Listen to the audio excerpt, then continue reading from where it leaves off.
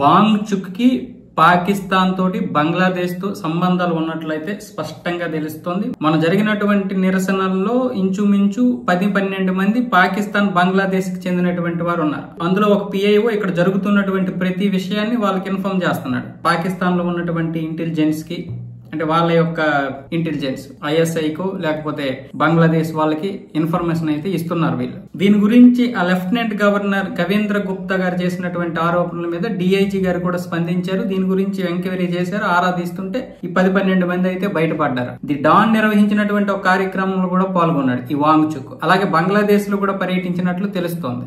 విదేశీ సొమ్ము ఏదైతే వస్తుందో ఎన్జిఓ ద్వారా, దీని గురించి కూడా ఇప్పుడు ఎంక్వైరీ జరుగుతోంది. మొత్తం అవన్నీ కూడా బయటకు తీస్తున్నారు. ఇది కూడా మన దేశం నుంచి కొంత ఫండింగ్ కూడా బయటికి వెళ్ళి అక్కడి నుంచి ఈ ఎన్జిఓలో చేరినట్లు తెలుస్తోంది. అంటే ఎంత పగడ్బందీ చేస్తున్నారో చూడండి. ఇక్కడ ఈయనేమో వచ్చేసి బంగ్లాదేశ్ గురించి, నేపాల్ గురించి, శ్రీలంక గురించి, ఈ ఏదైతే జరిగే క్రైసిస్ వాటి గురించి మాట్లాడి యువతని రెచ్చగొట్టే ప్రయత్నాలు చేస్తున్నాడు. ఇలాంటివి రెచ్చగొట్టే ప్రసంగాలు చేయడమే కాకుండా నేపాల్ పరిస్థితి తీసుకురావాలి అన్న విధంగా ప్లాన్ చేశారు. అక్కడి నుంచి మొత్తం ఈ దిగువన ఉన్నటువంటి దేశం మొత్తం కూడా అలాగే ప్లాన్ చేయాలని చూశారు. అది బెడిసి కొట్టింది. ఇక్కడ ఉన్నది ఎవరు? హోంశాఖ అమిత్ షా గారు. ప్రధానమంత్రి గురించి పక్కన పెట్టండి, అమిత్ షా ఊరుకుంటాడా? ఇలాంటివన్నీ తెలియదా? వాళ్ళకి తెలియకుండానే ఎన్ఆర్సీలో జరిగినటువంటిది, అలాగే మరికొన్ని జరిగినటువంటి రాద్ధాంతాలని ఆపారా? వాళ్ళకి తెలియకుండానే ఉంటదా?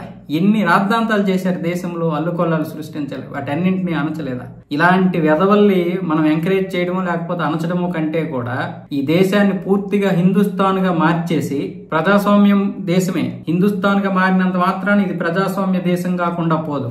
మిగతావన్నీ క్రిస్టియన్ దేశాలు, ముస్లిం దేశాలు లేవేంటి? అవన్నీ ఇప్పుడు ప్రజాస్వామ్య దేశాలని చెప్పుకోవడం లేదా ఏంటి? అలాగే మనం కూడా హిందూ దేశంగా ప్రకటించేసి ఈ ఎలక్షన్లు ఉంటే ఉంటాయి, ఊడితే ఊడితాయి, ఏం నష్టం లేదు. ఎలక్షన్లు పెట్టాలని రూల్ ఏం లేదు. మనం రాజ్యాంగాన్ని కూడా మార్చాలి, లేకపోతే చాలా ప్రమాదకరమైనటువంటి పరిస్థితులు సృష్టిస్తున్నారు.